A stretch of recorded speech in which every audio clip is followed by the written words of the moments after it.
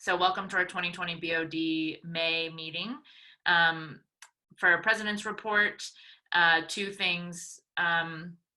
Primarily when it comes to benefits, if you use 24 hours, you will be adjusted 24 hours back into your leave bank for sick time. All of the emergency leave benefits expire in December anyway. And so if you don't end up using those 84 hours, you're not going to get them. And so even if they have put 84 hours in your bank, they would have taken them away in December if you didn't use them. So it's kind of the same. The department still hasn't really issued out guidance, as far as I'm aware, on how to access that. So people are still emailing me, and I'm encouraging people to do that just so we can make sure that there aren't any issues. Commanders should have been emailed instructions on how to help their folks out. Fitz, can you verify if you were in the field and one of your medics called out sick, would you know how to help them get access to the leave bank?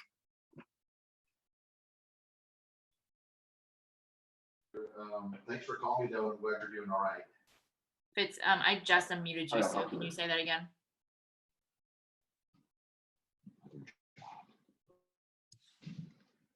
She's talking to you. Who? Selena is? Or I'll be on in a second. Oh, Fitz, I unmuted you. Sorry. Did you want to be muted?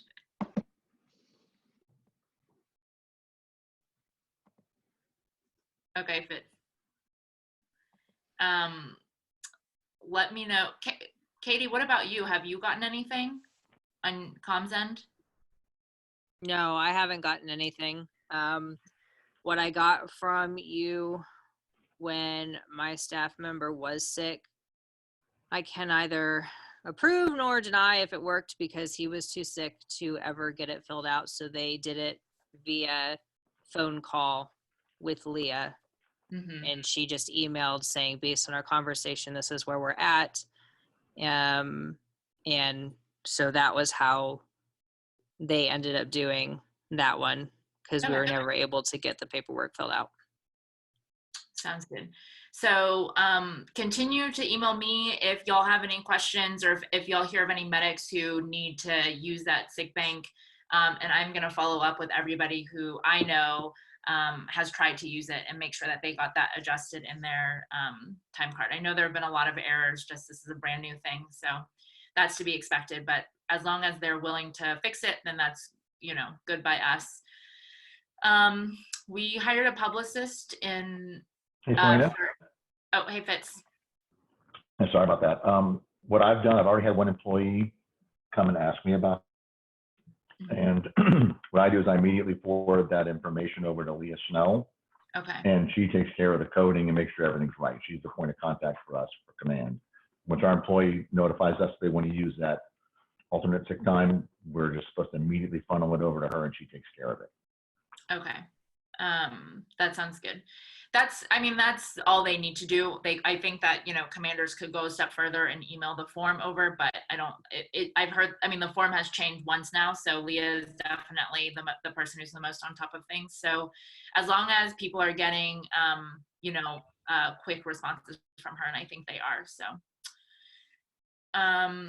So we hired a publicist for the last month. They've helped us with some PR stuff. Hey, Phil. They helped us with some PR stuff and also some donation requests. So we've had a lot of people helping us out. Y'all have probably seen more food in the fields. I'm getting 2 food donations today, in fact. And they've also helped us do some thinking about, getting a billboard or getting some street art done to support EMS. So I think that's pretty cool. Phil is on. Phil might have to leave soon. Is that true, Phil?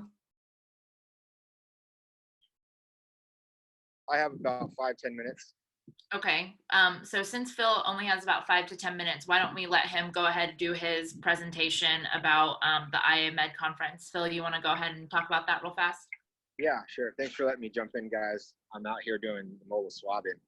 We're doing the construction sites today down here in West Campus. Then we're going up to Temple to do about 600 or 700 people in Temple, the VA home this weekend, and Monday, Tuesday, Wednesday next week.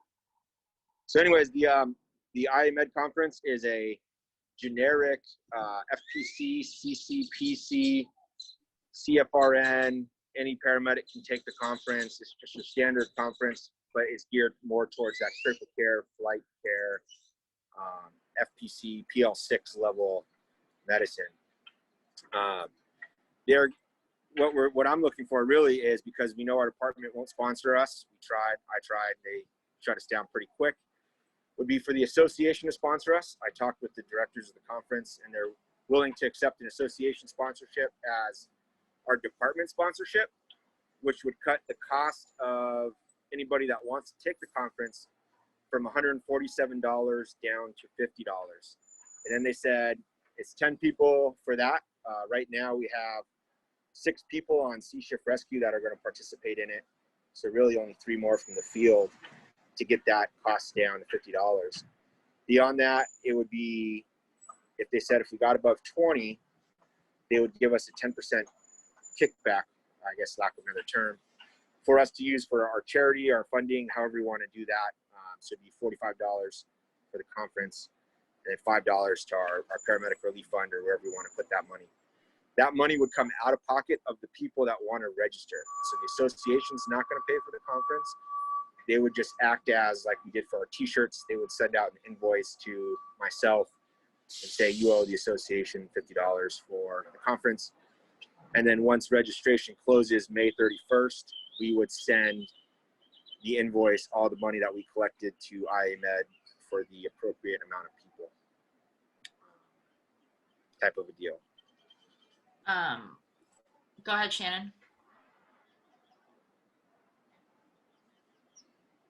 Hey, Phil. So quick question. I read that if you're on shift, you can be recording later. I'm on vacation that week. Is that also applicable?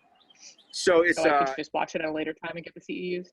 Absolutely. So it's a digital conference. So the way it's happening is we I asked Selena to book a while ago the big conference room at the Union building, so we can do everything there. Now, if you don't want to come in to the Union building and you want to do it at home, on vacation, whatever, you can do that as well. You can do it wherever you want. We just figured it'd be fun to get everybody together, a little social distancing in the large boardroom, you know, maybe BYOB, and have kind of a little conference there with it digitally displayed on the TV. On vacation, you can watch it wherever you're at, or like if you're on shift, you can watch it live, and if you need those F5 certificates for your certification, you can have it. If you don't need the F5 and you're just going for renewing your FPC or CCPC or whatever it is, then you can watch the recording later. Like you can sign up for the conference and watch it a month later if you want, and get those CE hours then. One of the things they also are adding in with the department is the CME Collective, which is all the podcasts from like Rebel EM, Will Wingfield's Back to Basics, and a couple the Q Word podcast, the Rescue Shop. And they give you on Johns Hopkins University. And you listen to their podcast, you log back into the LMS, the learning management system that it's going to be run through for the rest of the year. And you get our CEs every podcast you listen to. You go out, you fill out your little online quiz, you questionnaire form, and then they cut you a CE. So altogether, through the 14 hours of this conference that you get live, plus the 70 hours that they're going to drop in podcasts after the conference, you'll have all of your renewal hours minus your 16-hour refresher course. So that'd be the only thing left to get to renew your FPC. So basically, Phil, you're making a request that we sponsor it. It doesn't require any money from the association. I mean, depending on if people want to social distance hang out in the Union Hall, I mean, I'd be happy to approve or to ask for, you know, to use union money just to provide some lunch for everybody. We haven't had our regular meetings. We haven't been doing that. So it might be nice to do that. That'd be fantastic. I think we can do that out of our meeting meals though, so. Okay. I'll make a motion to approve this request. Okay, so Riley motions to approve sponsoring this conference, this virtual conference using our association hall and social distancing and using money from the meeting meals. Can I get a second? I'll second it. Thanks, Cassie. Okay, all in favor, say aye. Bye. Yep. Aye. Any opposed? I'll we stay abstain from it. Sounds We good. need to set a cap on how much money we can spend on food and stuff, or is that all just out of the regular budget? It's just out of the meeting meals, so there's a budget already there for that.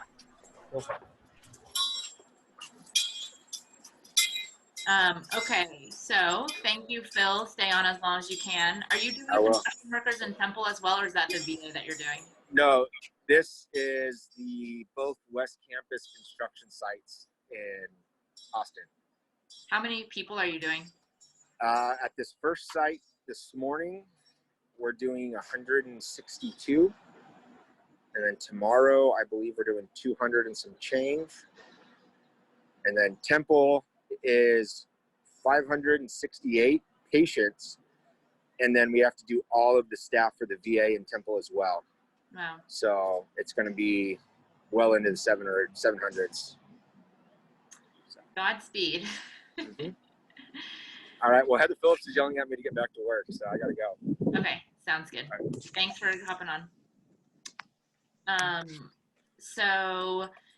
I am going to be camping tomorrow through Sunday, and I'll have limited service. So I'm going to forward all calls to Cassie, and then she'll be in charge first response for any emails that we get through info. So if you all have any questions, please reach out to her starting tomorrow till Sunday. That's really all I have for President's Report. Does anybody have any questions about, anything that's been going on this month for me in particular, or we can just move down and then any questions come up later. There are quite a few non-board members on, so if y'all have any questions, feel free to ask as well. For me in particular. Hey Cassie, you said the alternative sick time was for COVID-like symptoms. Do we have a defined list of symptoms? So it's basically if you have a fever, then you're automatically off the ambulance. If you have like a sore throat or a cough, then you call the MOC, and it's basically if the MOC says you need to be off the ambulance. The point is, when we say COVID-like symptoms, the reason why we say that is because there are times when you are off the ambulance and then you get a COVID test and you're negative. Well, that's not really fair to you to use your own benefit time because you spiked a little bit of a fever or because you had a cough, and now you have to use your own benefit time. But it wouldn't be, we couldn't just say COVID symptoms, because if you got a test and you're negative, then you don't have COVID. And Selena, it's also covering if you have like childcare issues related to COVID because daycare is closed or school is closed or what have you there. So it's not just being sick. It also extends to family and taking care of them if Correct. COVID is affecting that. Correct. So it'll cover childcare because, you don't have access. I had somebody talk to me about it. They're used to using, their elderly parents as childcare, and now they don't feel comfortable doing that. And so I believe I need to follow up to make sure that it was approved, but that emergency leave should be able to be used for that. It can also be used if, let's say, you have somebody, a loved one that you're taking care of who has COVID or COVID-like symptoms and you can't be on the ambulance, you can also use it for that as well, or can't be income. So 3 reasons. You have COVID-like symptoms, a loved one and you're taking care of that person who has COVID-like symptoms or is quarantined, and then if you have childcare issues. And I know of people that have used it for all 3, so, or, different, I know at least 3 people who have used it for each different reason. Can I answer any other questions? Hey, Walt, I hope Medic 1 wasn't a beatdown.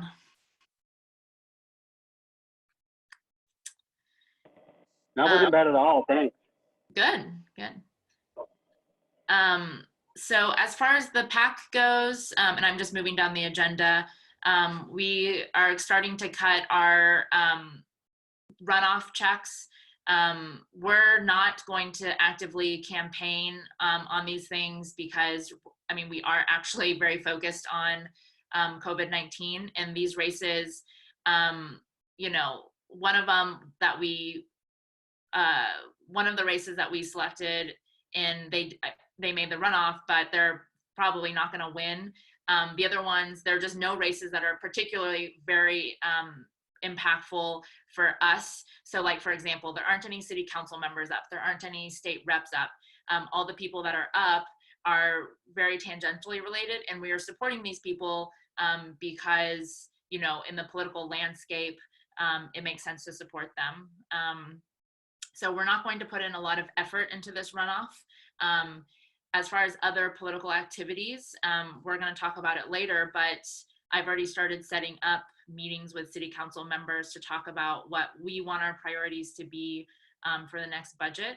And that's going to be really tricky. And I set those up for next week because I knew we were going to talk about what we wanted our priorities to be today. I think it's going to be really tricky because we have to remember that all city revenues are going to be down. March was not as bad as we feared it was going to be. Sales revenues were only down 5% in the city, and like in Dallas, Houston, San Antonio, it was like 9 to 11%. So somehow Austin actually got off pretty well.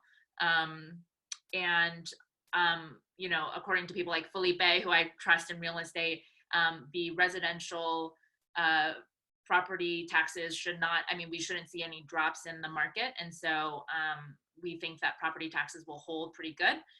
So I think Austin is going to be in a good place. We know that there are hiring freezes for non-sworn people. And so right now there are no hiring freezes for EMS, police, fire. Even our civilian positions, we've already been interviewing for those. And so those are able to go through as well. We have just promoted 20 medics to clinical specialists, and there are actually, I think, 24 people that were eligible. And those 4 will get spots when Medic 38 opens up in June.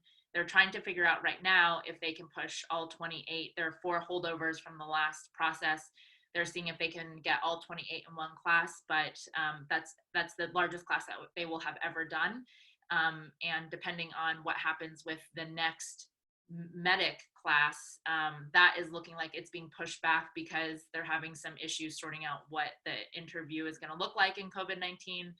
And so it might give the clinical specialists some more attention, and you know, there won't be as much overlap.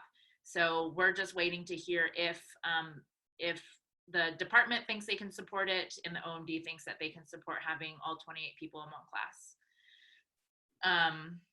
So that's a little bit about PAC, and then we'll get into more budget priorities later on. Oh, I guess some other things.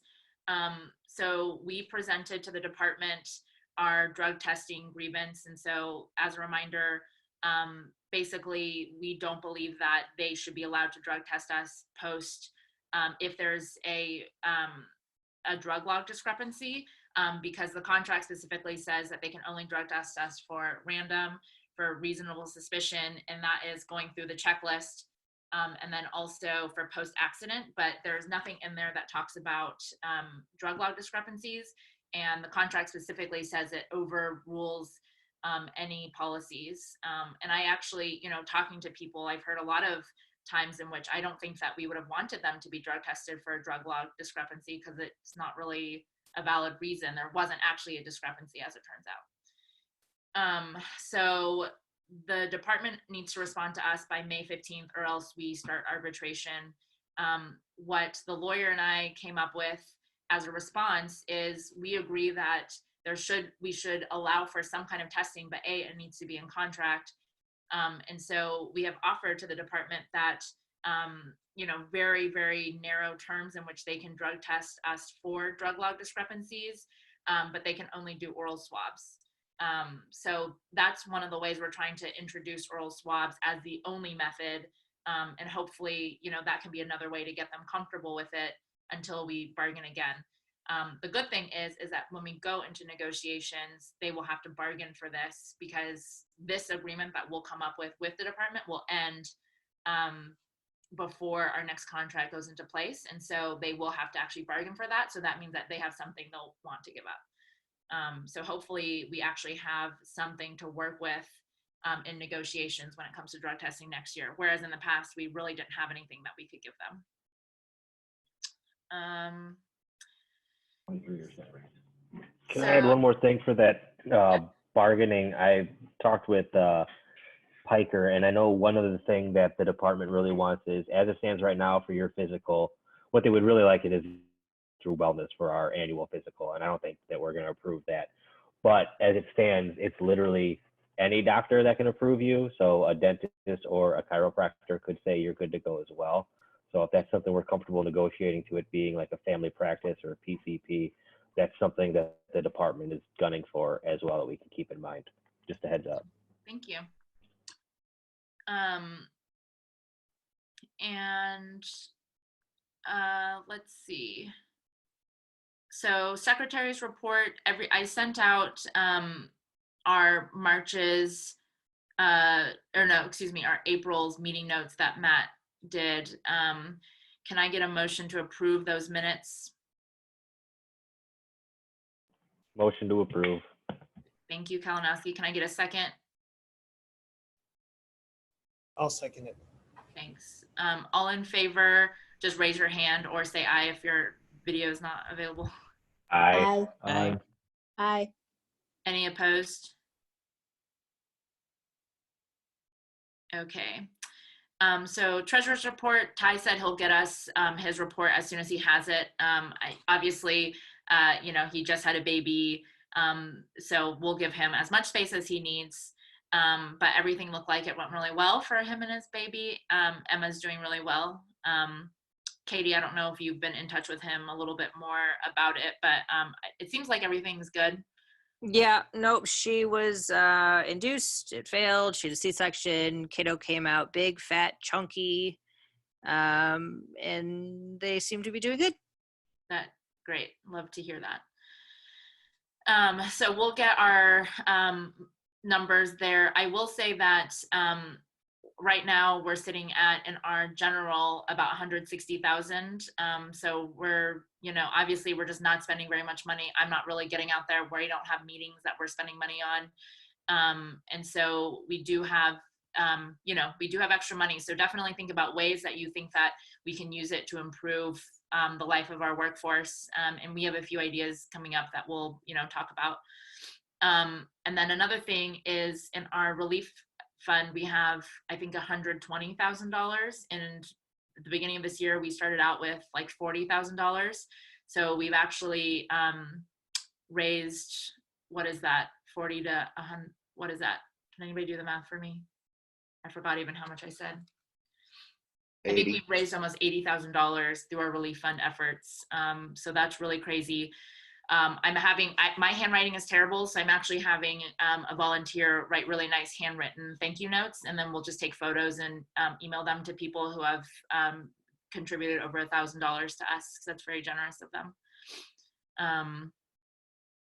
So that's a little bit about the treasurer's report. And then for the pension report, we're still waiting to see how our pensions fared through the huge stock market downturn.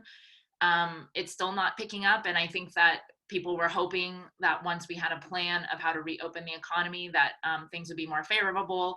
And then with the oil issue of, barrels going into negative dollars, I'm not exactly sure. The stock market does not seem very optimistic at this point, even though a lot of states do have plans to reopen. I think we'll have to see what the second, third, fourth peaks look like of COVID-19 before we're really going to see investor confidence. But the pension is basically completely standing still at this point. And I will get a follow-up by June because they have their next board meeting at the end of June. So we'll get a lot more information in the next month as they're getting ready for their next board meeting. Okay, next committee, Strategic Communications Committee. Jake, do you want to talk about those two things? Sure. So we have handed over the SharePoint sections to different portions of the department. I don't know if y'all remember us kind of presenting that to everyone in the last board meeting. Or no, it was a town hall, I think. Some departments have been better than others. The OMD has their own SharePoint up now that is linked to ours. We don't really have like a way to see how people are viewing it, but hopefully within the next couple of weeks we can make it a bigger presentation for everyone in the field and maybe get the department to send out a notification about it. The website, what was that, Tuesday, Selena? We met with our website developer and they have handed over both the online shop and the members area. We're gonna have to do some tweaking and some text editing and setting up some stuff. So it's still gonna be another week or two before we get it ready to send out to everyone, but we do have possession of everything. We have a forum, we have several other things on the site. So excited for that to come out soon. I've got to just go in manually and add each individual member so that they can have user accounts. But we finally got that delivered, so we can stop with that whole debacle. Yes, so soon we'll have a website and it'll be great. Yay. And we're just kind of, they just basically showed us how to customize the membership portal page. And so we're just talking about, you know, what's the way to use to demonstrate the information really easily if people want to find the contracts or the meeting minutes for our board meetings and stuff like that. So very good. Do you want me to do a quick little screen share and show them? Yeah, absolutely, please. Cool.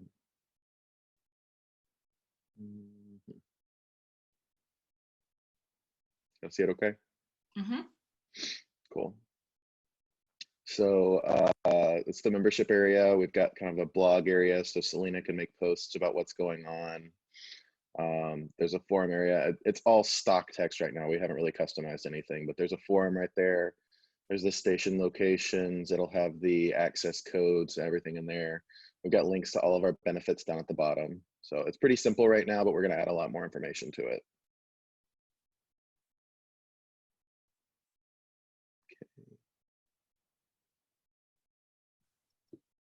There we go, stop sharing. Cool. Great.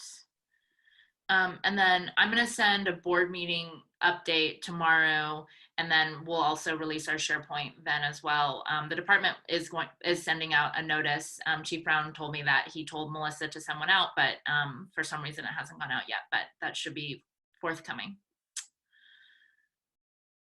Comms Workforce Committee, Katie, do you have any updates for us? How's everything going with C3L?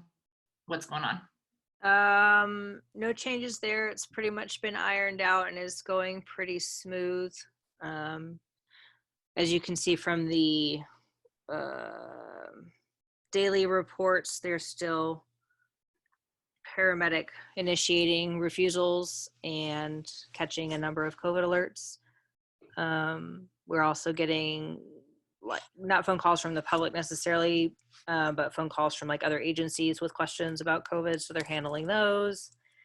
So it's basically, it's all kind of smoothed out and it's all working out quite well from what we've seen on our end.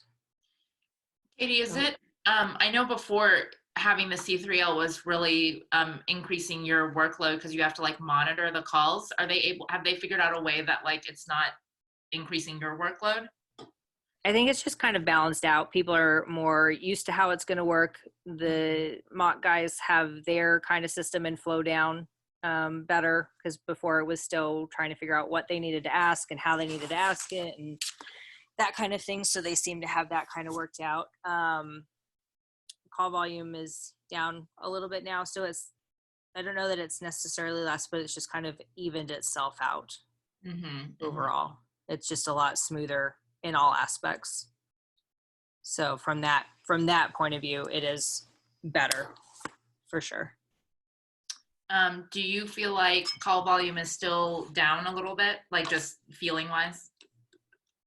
Last night it was pretty uneventful, but then like this weekend when we were working, it was really busy. So no significant change there. It's pretty much, you can no longer count on like Sundays being slow and Saturdays being really busy. But there's nothing too crazy in any direction at this point. It's all kind of leveled off. Even when everybody started going back to work on Friday, like the roads were ridiculous, going to and from work on Friday, especially. But outside of that, we didn't have a really big pickup in traffic accidents or anything like that we were kind of expecting. So What about weekend drunk people? not that I can recall. There's still, nobody downtown or anything. So it was pretty much, we've had some more domestics, we've had some more suicides, but no other big increases there that I've seen.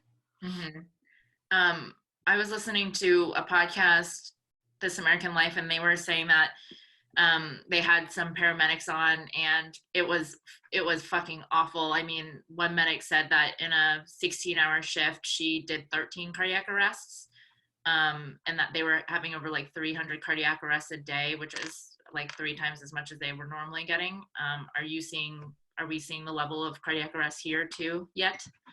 No, we had that really big influx a couple weeks ago, that like 32 in a weekend kind of thing, versus it was like 8 the year before for the same weekend and stuff. But I haven't seen it again since then. So it was just like that weekend was just a hot mess of cardiac arrest after cardiac arrest after cardiac arrest. Wild. Real quick, Katie, just anecdotally, does it seem like the average age for our cardiac arrests is going down a little bit, at least from what I've seen? It seems like we're having younger people arrest over the past few weeks. I don't have a good answer for that. The ones I've seen recently were all assisted by other things, like a GSW last night, who was on the younger side, overdose. So straight up cardiac arrests, we've seen a couple in the younger age group, but a lot of them seem to have another factor that goes into it as well. So I don't have a good answer there. Sounds good. Well, look forward to hearing how things evolve and when our call volume starts picking up to pre-COVID levels, and then we have COVID on top of that. Pearson, what are you seeing downtown? Do you feel like when I talked to you last week, it seemed like things were just back to normal, but do you still feel like they're back to normal? Well, the bars are still locked down. Pretty much the only people on Dirty Six are hobos. So there's a lot of homeless calls. I mean, I don't think yesterday it was 100% homeless. I don't think I ran a single call on something other than homeless. Yeah. So, but our call volume, it's kind of hit or miss downtown. We have days where it's just completely normal, like you run 12 to 15 calls a shift. And then yesterday it wasn't too bad. Ran, I don't know, 7, 8, but all homeless. And it was homeless beating other homeless up, stuff like that. So Medic 6 might not be the best example for the rest of the department because of our population group. So I mean, it's quiet downtown as far as just the general population, but still running decent amount of calls. So sounds good. Well, let us know if you start seeing it get really crazy, Medic 10's definitely a lot slower. Our favorite nursing homes aren't calling anymore. They don't want us in there. So why? Like, we used to go to Windsor like 3 times a shift, and I don't think I've been there in 2 weeks. Why do you think that is? Why don't they want us in there? I don't know. Maybe their doctors have changed their mind about sending people off for UTIs and trauma. I really don't know. We've even had paramedic initiated stuff from the mock with the nursing homes as well. Wow. That might have something to do with it. Wow, awesome. All right, moving on to workforce committee. So Chief Jacobowskis says that they currently do not have the capability to do first come, first serve when it comes to picking up overtime. According to our survey, that was overwhelmingly by and far what people wanted to do. So we gave them 3 options to rank them. It was first come, first serve.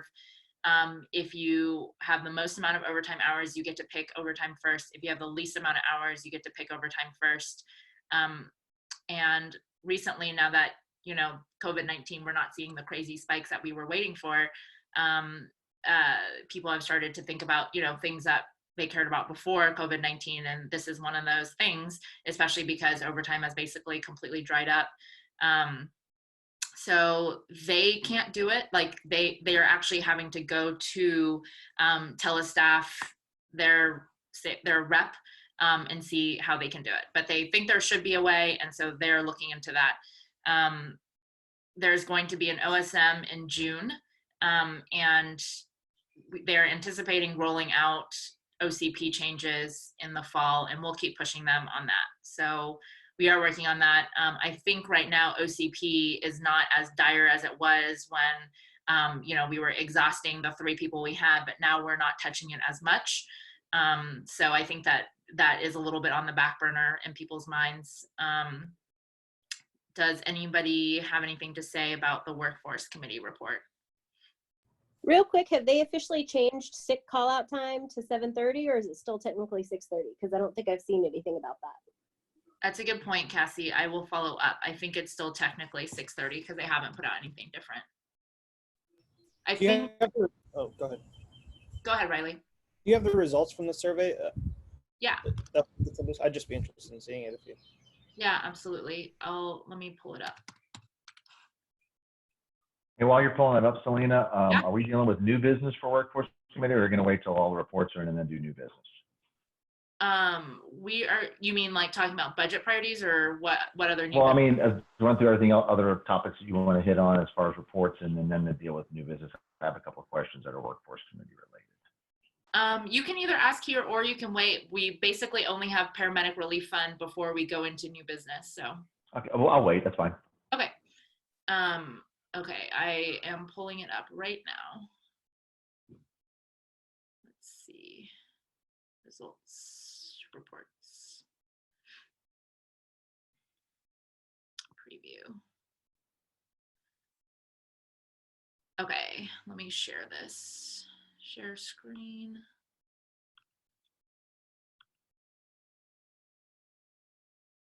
Okay, can everybody see that okay? So we can just go through it since I don't think we've actually gone through it, but most people have not tried to use, remember this was a world ago, everybody is still dealing with Blue Cross Blue Shield, but when we questioned people about it, it looked like 21 people had tried to call Blue Cross Blue Shield. Most people, about half and half, said that they were helpful, were not helpful. So here is the primary question. This old version, we actually added first come, first serve, and that was just in the test. So this is actually what all medics got to answer. And so you'll see that 30-day first come, first serve is by far the #1 ranking. It got a score of 384. And you can just like look at this graph and it's just really clear that that's what people wanted to do.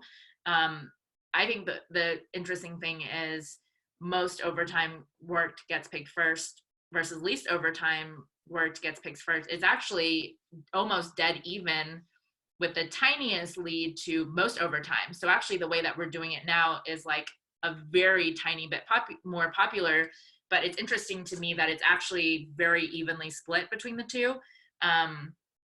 Obviously it kind of proves the whole idea of the squeaky wheel, it made me think that like probably if we did, if we ran this type of question to our field, that we would see a lot of people actually want to go to least overtime, but we're seeing that that's actually not the case.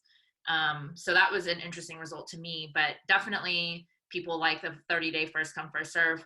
I honestly don't know. I don't think that first come, first serve will make a huge difference because if you're somebody like, I think Kevin's on the phone, if you're somebody like Kevin who knows how to pick up overtime, you know, you're going to put yourself out 30 days out and you're going to know how to do it, so that you're always first. And so I think people who know how to pick up overtime, who are good at it, are going to continue to be good at it on first come, first serve.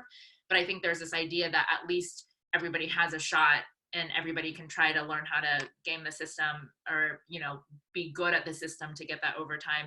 I also think it's kind of annoying to have to like every day you can only pick up overtime for one day, you know, so you have to kind of do it every day if you actually really want the overtime. But I explain that to a lot of people and people still really want to do first come, first serve. So, you know, that's fine with me. And so we'll see if telestaff can actually do that.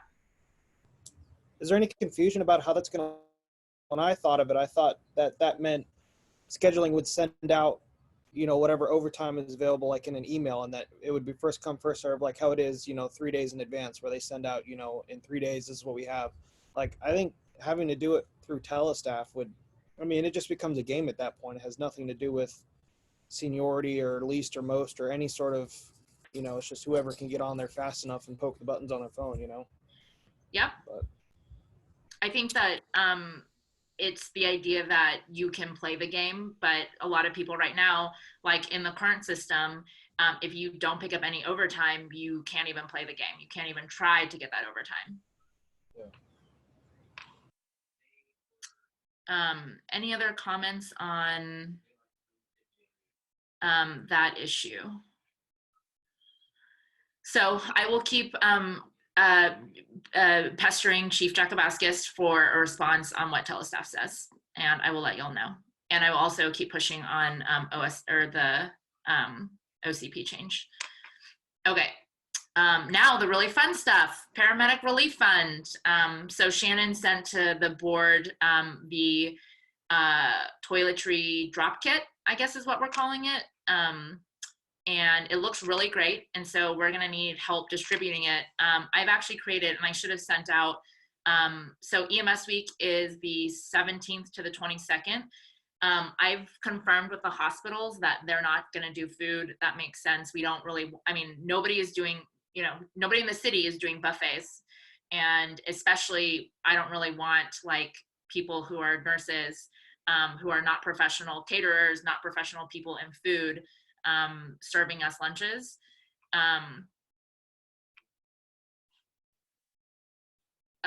And so that makes sense to me. There's also, you know, St. David's has done a lot of furloughs and layoffs. And so when I talk to some St. David's folks, they're like, yeah, it doesn't really feel great to be like even bringing them in a food truck when we're kind of in austere mode and laying people off. I also think that makes sense. I know that Seton does have a gift. I think it's a picnic blanket. If you are a South Truck, I would highly recommend going to Seton Hayes. They have a barbecue gift. It's like all the things you need to have a barbecue. I don't exactly know what that means, but it sounds pretty cool to me.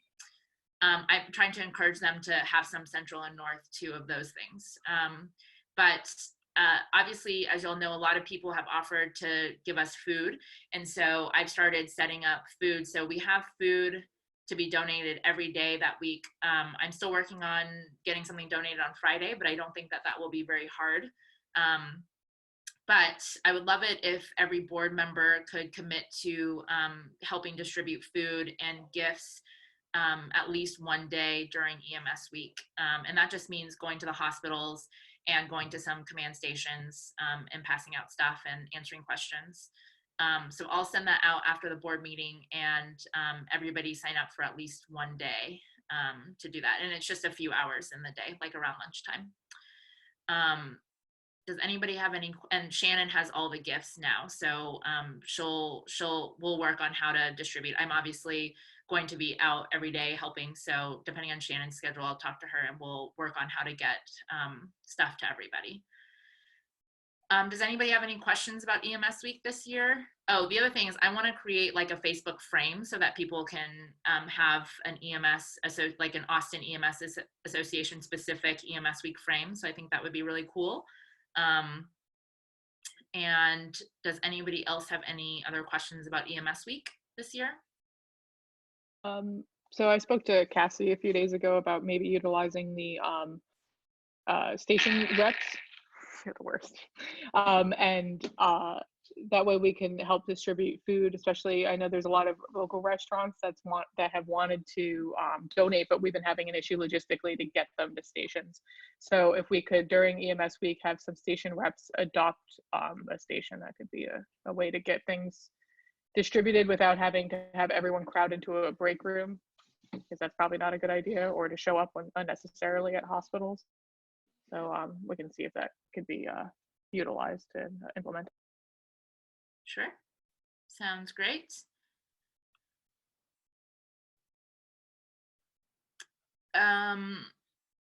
So next, paramedic relief fund thing. So Shannon had a great idea to have a challenge coin for COVID-19. I think that's really cool. So I basically got somebody on Fiverr to put Shannon's ideas into a coin, and y'all saw it. Does anybody have any questions about it? Do y'all like it? I would like to, we put in, I think, $5,000 for an EMS week party. Obviously, we're not going to have a party, and so I would love to turn that money into a challenge coin to commemorate A, why we didn't have a party, and B, just to, have a token of this crazy time that we lived in and worked EMS in one of the busiest cities in the country. Does that sound, and so everybody of course who is working would get one. Does anybody want to say anything about that? Have any comments about that? I'm going to share for those who are not on the board what it looks like. Is that something that'll Don't forget, I'll use your public. Whoever talked, say that again. Is that something that'll be done by EMS week, the coins? No. Okay. Yeah, these things take like 6 to 8 weeks to turn around. Is that right, Shannon? How long do these coins take? I think just because of the detail that our coin, it's not something that's generic. There's a lot of good. It's about 6 weeks probably, I would say, especially in the volume we're looking into it. And so did everybody get that that's a grackle? So I was trying to get the grackle itself to look darker, like the mask, and he said that it will look darker in the actual coin. But I don't, I think that that may be true, but the whole idea is that it's a grackle wearing a plague mask, and obviously grackle is like a well-known Austin bird. That's a Texas flag behind it. And then obviously our association, COVID-19 Response 2020, just as a commemoration. And then this is the back. This is the Austin skyline. Obviously our logo, and then two phrases I think we like to use, which is that we're the tip of the spear, and then also we rise to the challenge. Yeah, I think the skyline needs more cranes. Yeah, there aren't any images of those in a skyline, unfortunately. So Jenga building's missing too, I think. the what? The Jenga building, the new one, the new tallest building. Yeah. Hey, Selena, what are the dimensions on that? Like how big? Yes. This is just the design, so we haven't sized them yet. But I think, I'm trying to see if I have a coin that I can just, I think the coins that we did, association coins, is a pretty good size to me.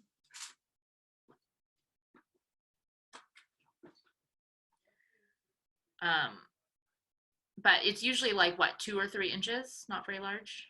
It's normally like 2 or 2 1/4 or something. About 2 1/4. Yeah.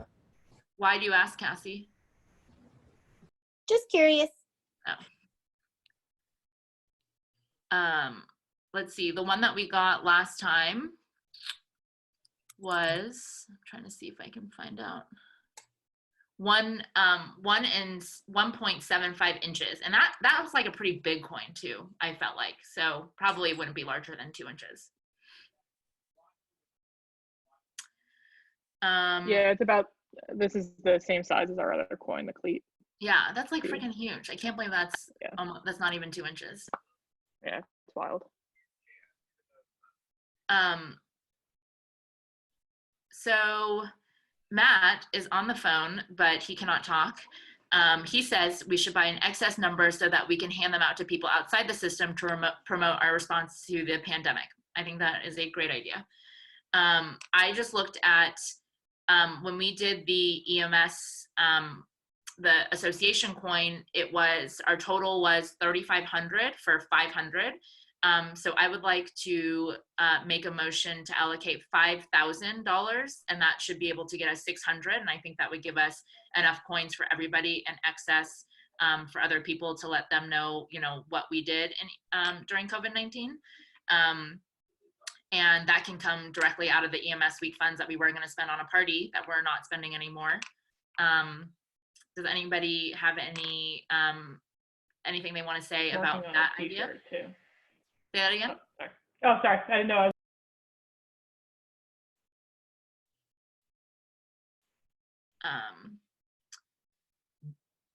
And Matt thinks we can get them for a much better price. So we'll do that. We'll allocate up to $5,000 and try to get the best price possible. And then we'll return whatever money we don't spend. It'll just be up to that. So can I get a motion to allocate up to $5,000 from EMS Week for the challenge coin? I'll make a motion. Walt. Thanks, Walt. Can I get a second? I'll second it. I'll second. Okay. These coins look amazing, by the way. I know. Fiverr's amazing. Some guy in like Bosnia did. Who seconded? Katie did. Katie. Okay. Katie did. Okay.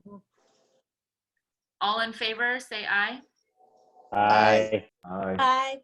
Any opposed? Okay. Is there anything else that people would like to do for EMS Week? Is there anything so we have a lot of paramedic relief funds, and we have very few people that have been quarantined, that have been positive, that need help right now. I think that we will see more people, and so of course, we are not going to blow it all in one place. I have been thinking about things that we can purchase that can help everybody when it comes to prevention, and I think it's an appropriate use for the funds. So for example, I'm going to go to Costco today, and I'm going to look at Tupperware so that people can safely store their N95 without it like hanging out in the dashboard, infecting other things. And I was also thinking that we can also purchase masks that have our logo branded on them, that will continue to encourage our folks to wear cloth masks. There are other ideas like scrub caps. There are a lot of women in the department in particular, and men with long hair that, if they are having, if it were to get bad, if we were to have another peak, that they are having to like shower a few times a shift, when they could just wear the shower cap, which would be really helpful, or like a scrub cap basically. The other idea that has been thrown out there is buying slides. So we know that COVID-19 can travel on people's shoes. And so encouraging people not to wear their work boots in the station and wear slip-ons. And if we had some for people so that they could just wear those inside the station, just to encourage that practice, as well as provide people actual footwear. Is there any discussion about any of those ideas? And I'm not asking for any motion, although I might do it by email if like a good opportunity comes up sometime.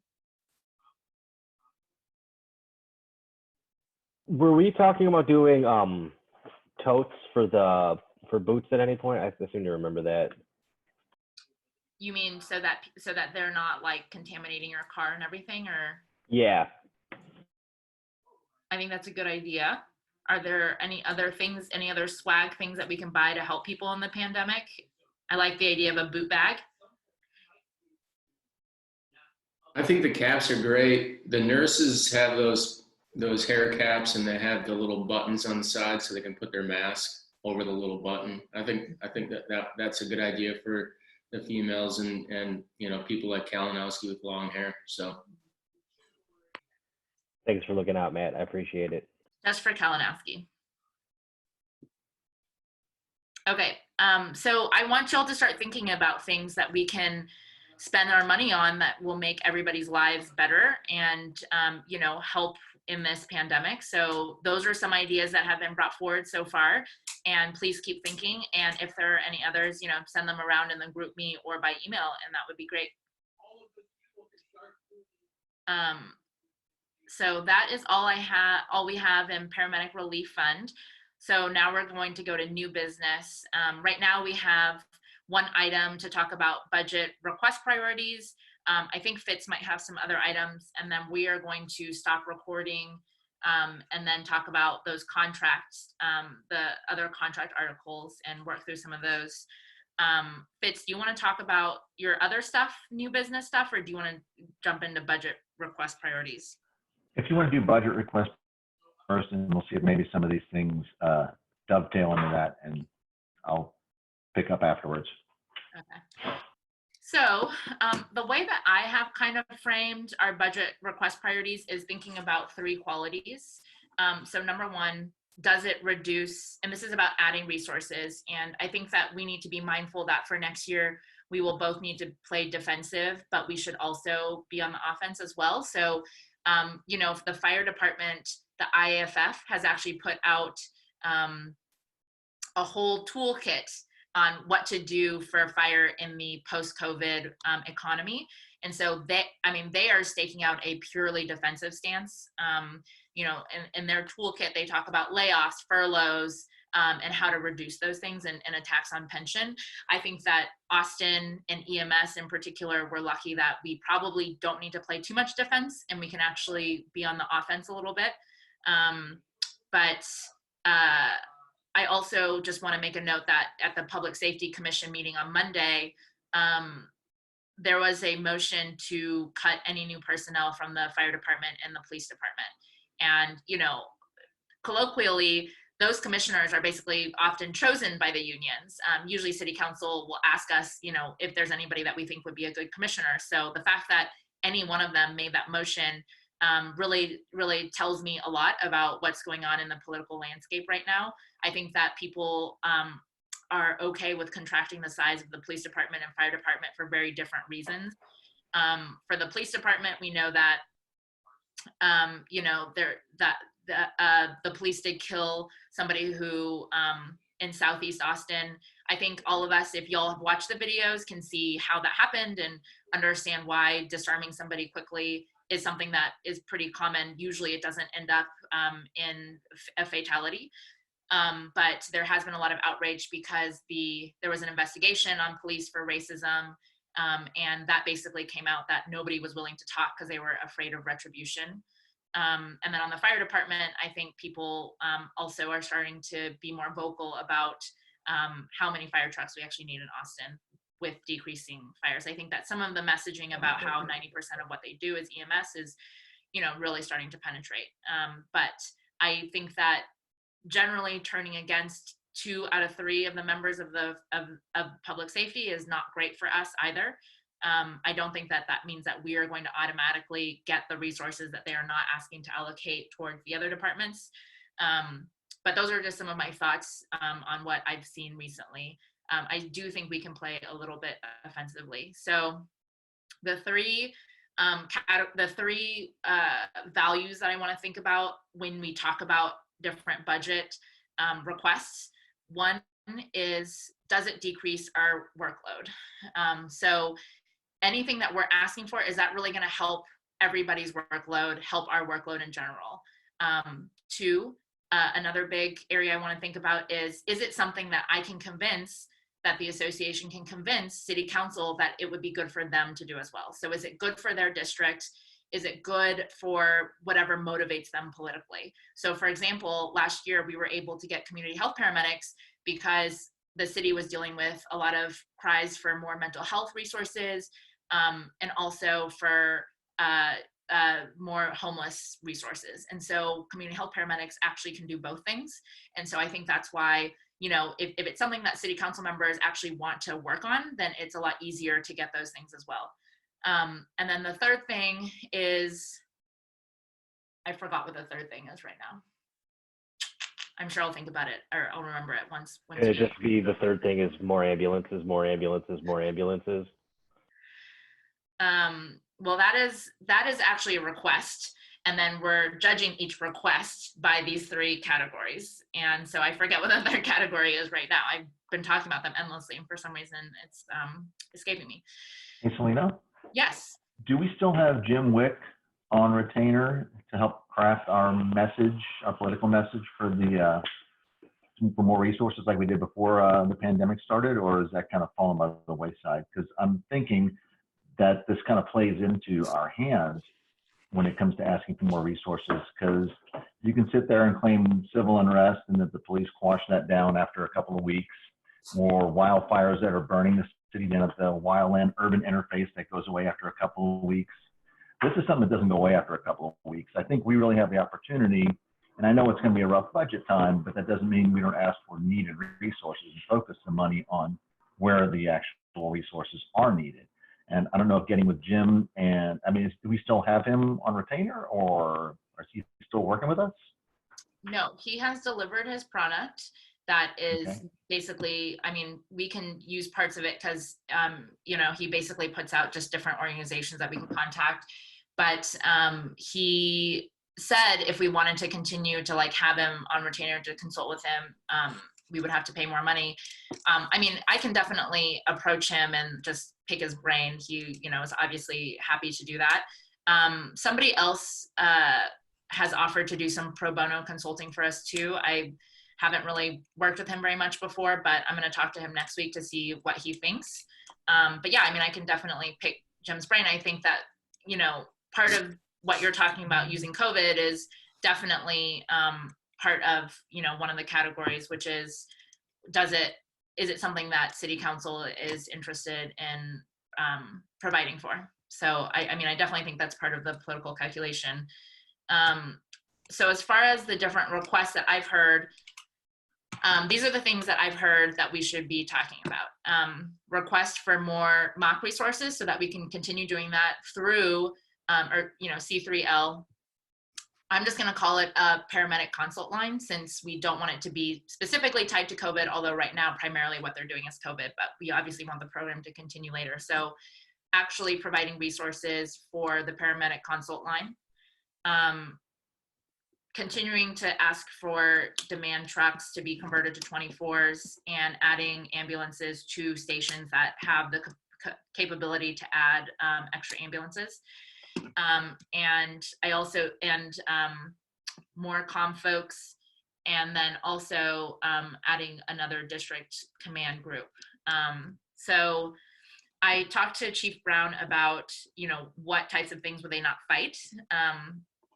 And he thinks that, and he actually brought up in the budget meeting, he did talk about the paramedic consult line. So I knew that that was something that they would be interested in, you know, asking for funding for. And so that is at least one area in which we overlap with the department, which is a good thing. You know, if we're working against each other, it definitely makes it a lot harder. So I think that's a pretty easy thing to ask for. When we break down the numbers, it's about 2 people per day, 1 person at night. So it's basically about 6 people, which is not very much in the grand scheme of things. You know, there are questions like, will they be chip medics? Will we add 6 more chip medics that are primarily in the mock line, or will we just spread out the mock work to all the chip medics? I don't, you know, however they want to do it operationally, as long as there are people there doing that work. I think that we can figure out that stuff later. If we wait to figure it out and then get that figured out before we ask, it'll be way too late. I think that asking for demand 1, demand 3, an extra unit at medic 1, 5, none of those are off the table, and you know, we'll just see what is palatable. I think we can make a really strong argument with city council that they really understand that A, our call volume is going to start going up once we reopen, and B, all of our calls are taking so much longer because they have a third of the calls have an additional screening by the mock, and then outside of that, we are donning and doffing really carefully, and then we're fogging the ambulances if need be, and so that's really prolonging our work. So I think all those are ideas that really are a change that city council will really hear and understand. And I think our only limitations on those aspects are the budget. And then talking about a DC, I think that, do you want to talk, Fitz, do you want to talk about the DC? I mean, I think that it's great because we obviously want more promotional opportunities for our folks. I think the challenge is it's hard for me to craft that into an argument for city council. And that's also something I think that the department should be really fighting for. And from what I've talked to Chief Brown, it seems like he's more interested in a bigger reorganization so that there can be a decrease in commanders' workload in some other ways. But I'd love to hear what your thoughts are on that. Yeah, I think if we're talking about adding additional personnel, period, we have to look at it in the vein of adding additional oversight as well. We haven't added additional oversight to this department for personnel in over a decade. Matter of fact, we decreased it when we went from 48-hour work week to 42-hour work week. We had DC7 that was on part-time, and that dropped and disappeared when we went to a 42-hour work week in an effort to not add any more money to the budget or personnel to the budget.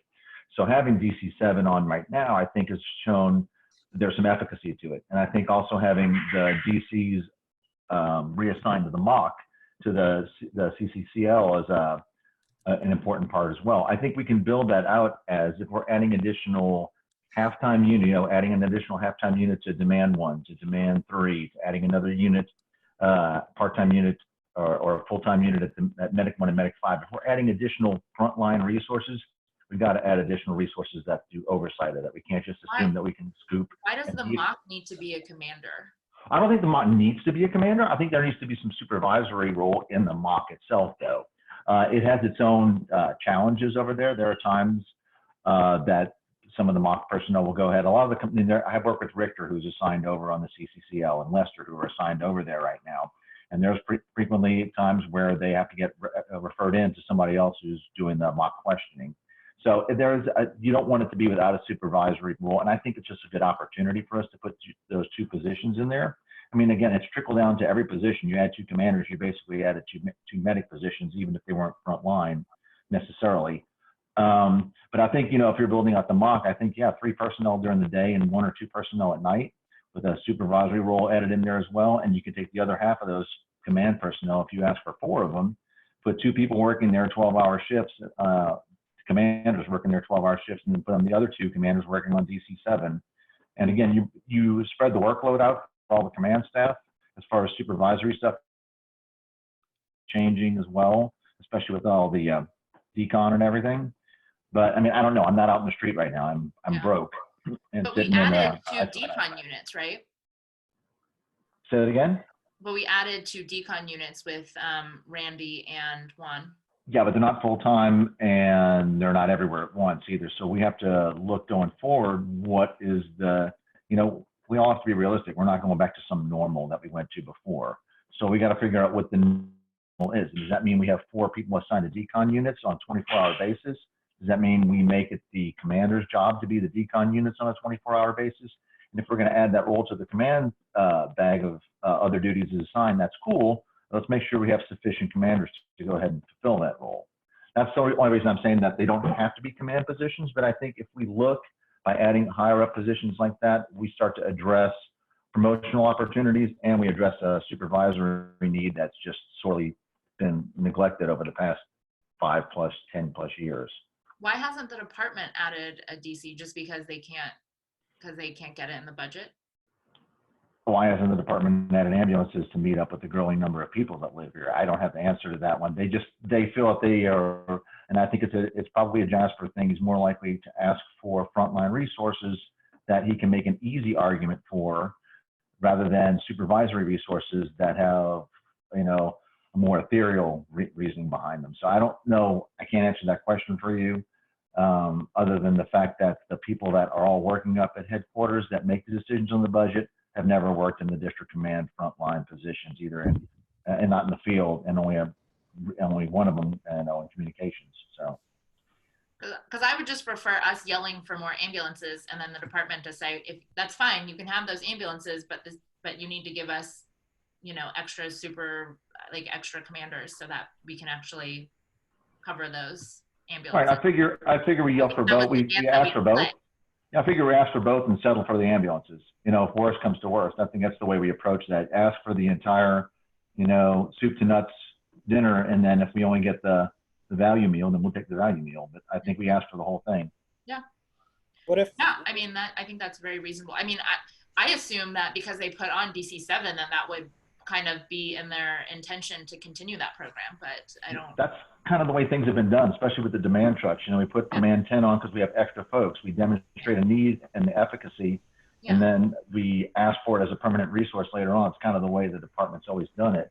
So it really does kind of play into their hand to do it just the way we're doing it now, which is to put some DCs at the mock for supervisory role purposes over there, and then put another half of a DC unit out on the street.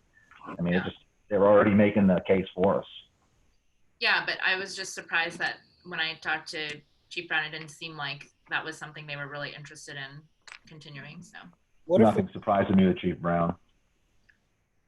what if we ask for the command position? Like, if, I mean, we're assuming that Chip is going to take the responsibility and the positions will go to Chip to cover the mock after this is all over. What if we ask for another commander over Chip, you know, or ask for another commander in comm? Because I feel like, I mean, I haven't worked in the mock, but it seems like maybe the responsibilities would be better if we split a commander between, you know, either comm and the mock, or split an extra commander between Chip and the mock.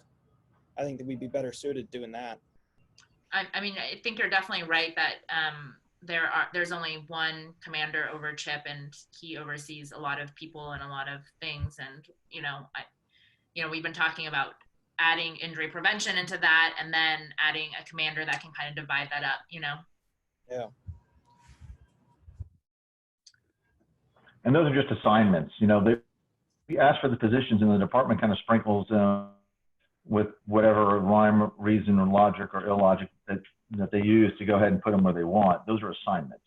We ask for the positions, and they'll find a place for them. You know, we can make the argument about where they should be, but ultimately it rests with the guys at 15 Waller to go ahead and make a decision where those assignments are going to be filled. I mean, they move people around all the time. You know, they've moved people out of, the reason we got the other two commanders at DC-6 is because they moved one out of Edward, and I don't even know where the other one came from. So.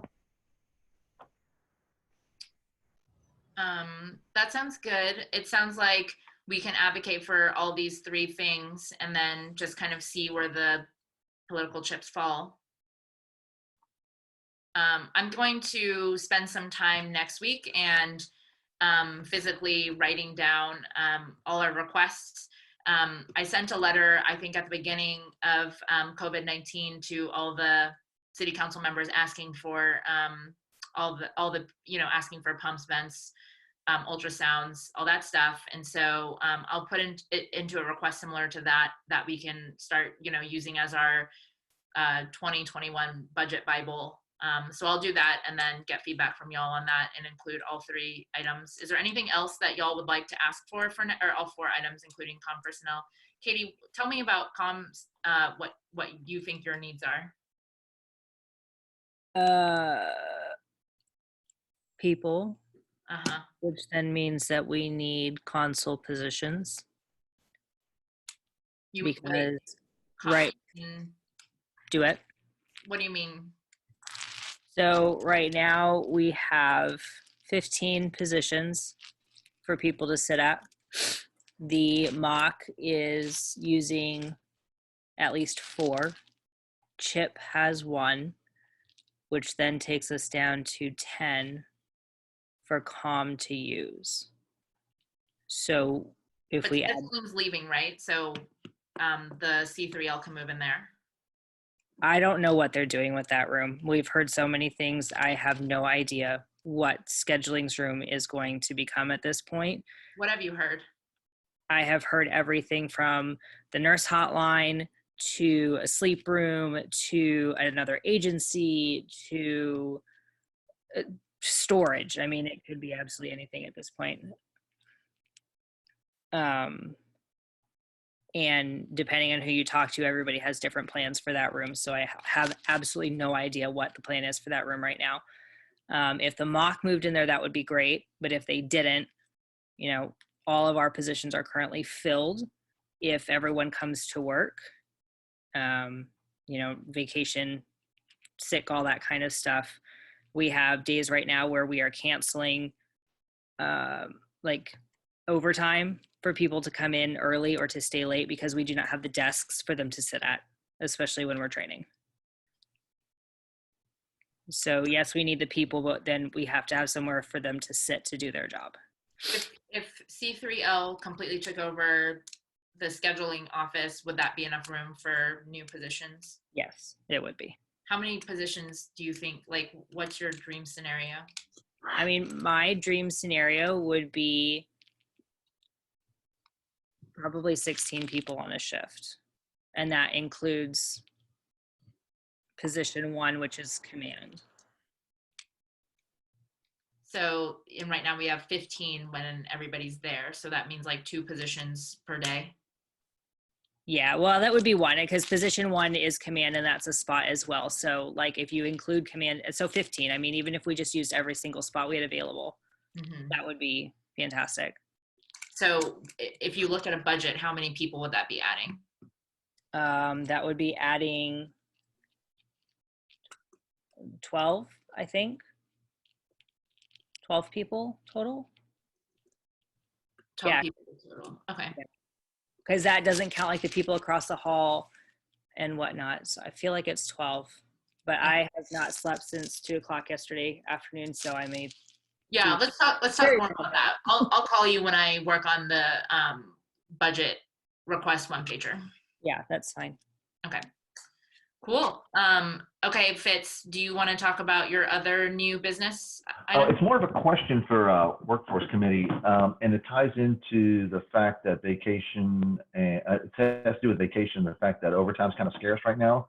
Part of the reason overtime's scarce is because people aren't taking vacation. There's no place to go, and there's nothing to do necessarily, and there's some kind of stop losses as well. I work with people over at the ISOFAC who are on 3.5 on, 2.5 off. There are no vacation when they can't go on vacation.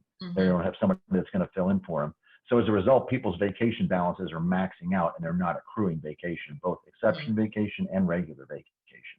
So I'm asking that we petition the department, and I know it's a city rule about maximum accrual of vacation, to remove the ceiling on accrual of vacation and regular and exception vacation right now during this pandemic, because we have people in essential roles who are not able to use the time and burn their vacation balances back down. And in effect, they're losing 7.5 hours every 2 weeks of earned benefit time that they just don't get. And I don't like people leaving money on the table. And I certainly don't like people that are not able to take vacation losing their vacation time. Every 6 months, I go through everybody in the departments, all uniform staff's vacation balances, and warn people, hey, you're up against the ceiling. You're not accruing vacation anymore or exception vacation. Take some and burn your balance down so that you don't leave this money on the table. I mean, I don't like seeing people lose money in this way. And I think right now, because of the situation we're in, and it ties into the fact that there's not a whole lot of overtime because people aren't off.